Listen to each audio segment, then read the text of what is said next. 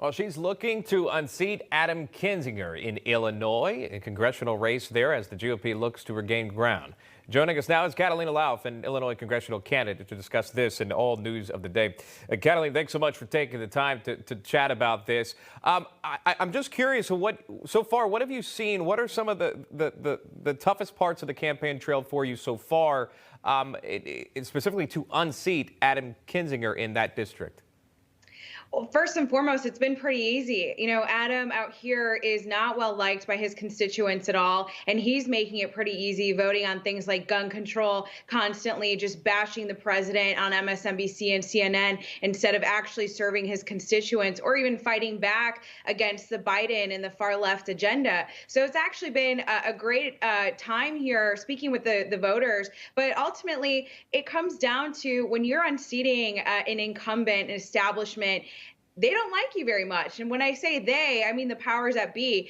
Earlier this week, last week, it was announced that Karl Rove was going to campaign for Adam Kinzinger and throw a fundraiser for him. He is pulling out all the stops. He's getting all of his never Trumper establishment buddies to come help him fundraise. And ultimately, we are a campaign backed for the people, by the people. So we're ultimately doing it on a grassroots will of the people. We're honestly bringing in a good amount of money from the small dollar contributions, but the GOP establishment has made it clear they don't want them challenging incumbents, even if those incumbents betray their constituents and vote with Democrats like Adam does.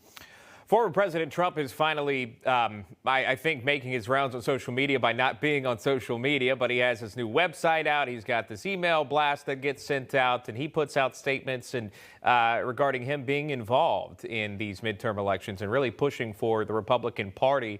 Have you spoken to former President Trump? Is it important for you to gain his endorsement? It is absolutely endorsed, and it would be an honor. He is very much the leader of the party still, but it's ultimately his choice. And so we're working hard every day to make sure that we have the support on the ground, and ultimately hopes to have the endorsement by former President Trump. Also, Mike Pompeo spoke with us, with Newsmax, telling us essentially in an interview that his focus is on 2022 right now. My first priority is 2022. John Gizzi putting that out. What's your response to that and just seeing this? Because there is a lot of focus on 2022, and how important is this midterm? It's incredibly important. And frankly, all midterms, even prior to 22, were important. And so it's so refreshing to see somebody like Mike Pompeo, who served in Congress, and others on this America First agenda wanting to get involved. The way that the parties have created their systems is to protect incumbents. And so when when incumbents aren't doing their job, or they have the big money backing behind them, it really much, I think, takes away to the detriment of the country and the constituents when you have somebody who actually wants to serve, be a servant leader, and be an elected official that's doing the right thing.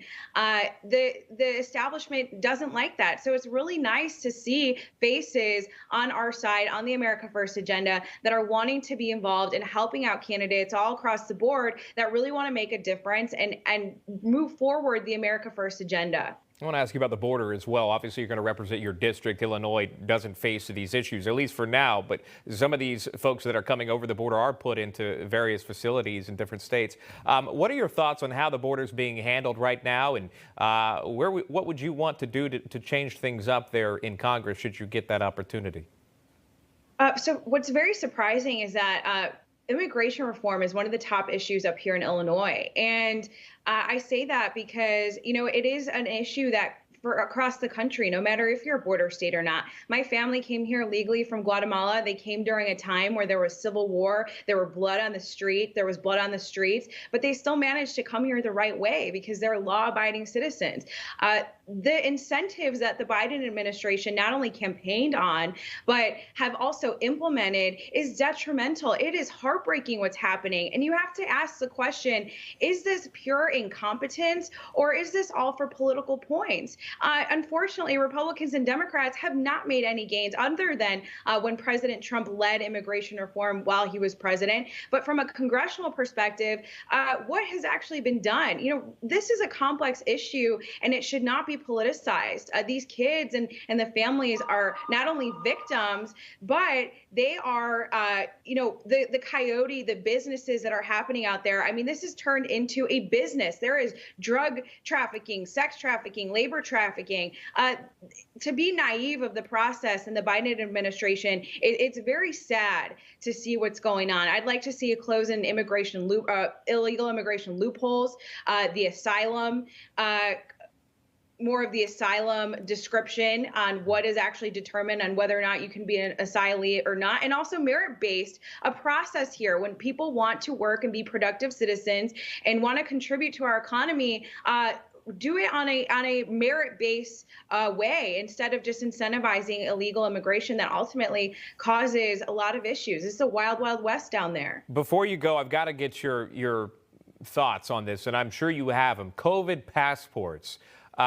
Proving essentially that you've been vaccinated. This would go to the private sector. I don't believe it's being touted as a federal mandate, but it is something that's reportedly being worked on by the Biden administration in the private sector to make sure if you wanted to go about your life in a normal way eventually that you could prove, maybe possibly on your smartphone, that, hey, look, I've had the vaccine. I'm able to go to this concert or go to this movie theater. Do you support these COVID passports? It is unbelievably, it is a complete infringement on individual liberties. I mean, we're seeing up here in Illinois, for example, we have had unconstitutional lockdowns. I wouldn't be surprised if Democrat governors try to push something like the passport, and it's unbelievable. And I'm really proud of governors like Ron DeSantis that are down there are saying absolutely not only from a public perspective, but also from a private perspective. Ultimately, states that do implement this are going to be hurting because people are going to see that this is a complete infringement. This is overreaching by the government. I can also name how many other communicable, highly communicable diseases that we don't have passports for. You've got to ask the question, why are they pushing this now? It's very scary. It's very draconian, and I'm actually very impressed by the way Governor Ron DeSantis has handled this, and I hope other governors see fit. Yeah, I think you're pointing to we don't walk around with our flu vaccine passport, but the flu, as we know, according to the CDC, takes 20,000 to 60,000 deaths. At least it did before COVID-19, we've seen reportedly. Catalina Lauf, best to you. Thanks so much for sharing your story in Illinois. Yeah, come back anytime. Hi, Emma Reckenberg here. If you like this video, there's a whole lot more to see on Newsmax TV. You can watch for free right here on our YouTube live stream and be the first one here each time our experts break down real news. Just hit that subscribe button, ring the bell icon, and stay with us on America's fastest growing cable news channel, Newsmax TV.